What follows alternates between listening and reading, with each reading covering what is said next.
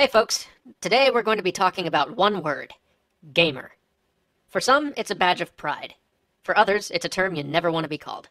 It's at the heart of the discussion over whether or not video games are art, and it's part of the reason so many of us still don't play our PSPs in public. Gamer itself is an odd term. It's pretty unique. Think about film or books. You don't call people who watch movies filmers or film watchers, and you don't call people who enjoy novels readers or bookers. Actually, that one's kind of fun. Bookers. Where was I? Ah, yes. The fact is, none of those other mass media have a term analogous to gamer. The only other time you refer to a person by the media they enjoy, outside of games, is when the person is a kind of a connoisseur, or has an almost pathological obsession with that media. Film buff. Bookworm. A bibliophile or audiophile is not someone who merely likes books or music. They're someone who fixates on these media to the complete exclusion of other aspects of their life. I'm fine with the term ludophile, I suppose. Seems appropriate enough, and there are certainly cases where the word would accurately describe some video game enthusiasts, but it's not the same as a gamer, is it? Gamer is a tag given to almost anyone who plays games. Why is this? In part, it's because our medium isn't universally enjoyed yet. If I were to ask all of you, is there music that you enjoy? 100% of you would say yes. But if I were to go out on the street and ask people if they enjoy video games, I'd get a few no's, and a lot of others saying, I don't really play them. So is gamer simply a binary label to separate those who have tried games from those who haven't? Well, no, it means much more than that. It's a generalization to lump a group of people together. So what makes a person a gamer? Am I a gamer because I've spent thousands of hours playing games? I've also spent thousands of hours reading books. I've spent just as much time playing music, and even more time than that just listening to it. And I've probably spent nearly that much time watching television or films too. I'm a media soak. I consume media. But the only label I get is gamer. Why should games define me? That question is at the heart of what gamer means. The term itself is vague, almost to the point of being meaningless, but it finds meaning in the stereotype that surrounds it. The stereotype is one we've always known. It's the Cheetos-eating, basement-dwelling troglodyte that lives with their parents or never leaves the dorm room. It's the ultra-hardcore, gay-bashing, noob-hating shooter fan and the 8-year-old teabagger. These are the images that are wrapped up into a single package under the term gamer. And I guess some of that's on us. It's our responsibility to change that. That's where we just have to grow up a little and stop using games as a way to vent our insecurities or flee from an unaccepting outside world. Just because games can be great for occasional escapism doesn't mean they're a place to hide. They should be objects of joy, exciting, exhilarating, life-affirming. Games show us what we could be. They show us each day that we can succeed and overcome. But don't get me wrong, this unpleasant gamer stereotype isn't all our fault. Part of the ugliness behind the term comes from a frightened, neophobic world that's no more secure or mature than the groups it labels. Games get demonized and marginalized because they're an easy target. It happened to comics, it's happened to music, and now it's happening to us. People who don't understand the medium and won't take the time to become informed about the things they criticize have perpetuated a stereotype that is no longer true, and honestly, probably never was.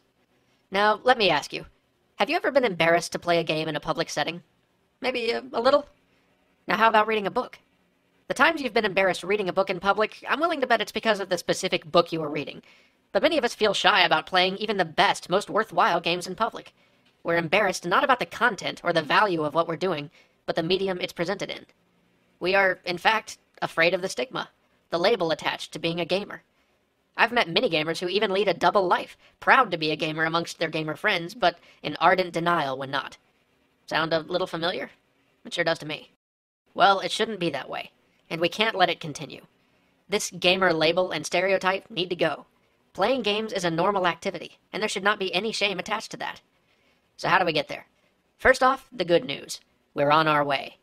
Conan O'Brien can make cracks about Halo on a major network, and Ice-T can tweet about how elite his Call of Duty skills are. The sheer value of the medium and the joy it brings are slowly winning out. Rejoice, people. Gaming is finally becoming the norm. But it's not going to happen on its own. Look, let's just jump right to the hardest part. We game enthusiasts have formed our own beautiful exclusionary culture. We have our own jokes. We have our own vocabulary, our own music, and our own heroes.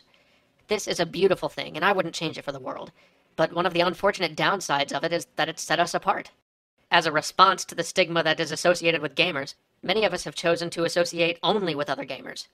This only reinforces the stereotype of gamers as antisocial people.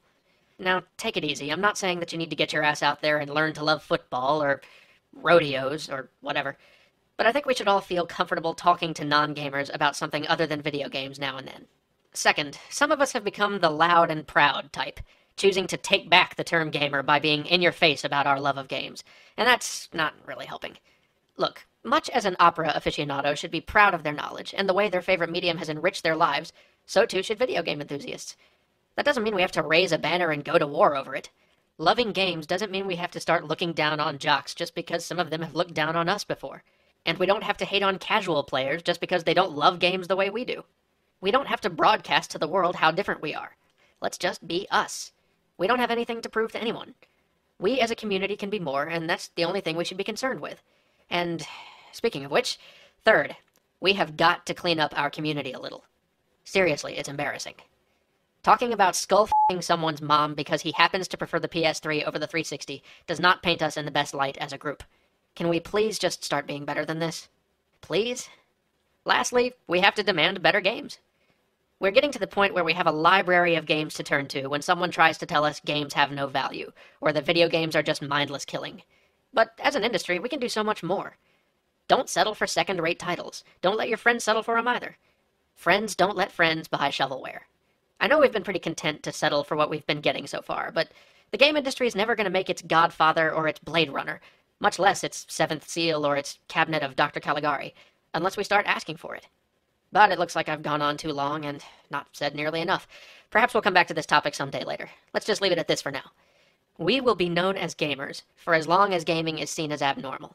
And as long as gaming is seen as abnormal, it will carry with it that stigma that hampers games and gamers from being taken seriously. We should absolutely be proud of the fact that we are pioneers in this new medium, embracing it in its earliest stages. So, as gaming's evangelists, let's try to act with the respect and dignity that this medium deserves. Let's disprove, once and for all, the lie of what it means to love video games.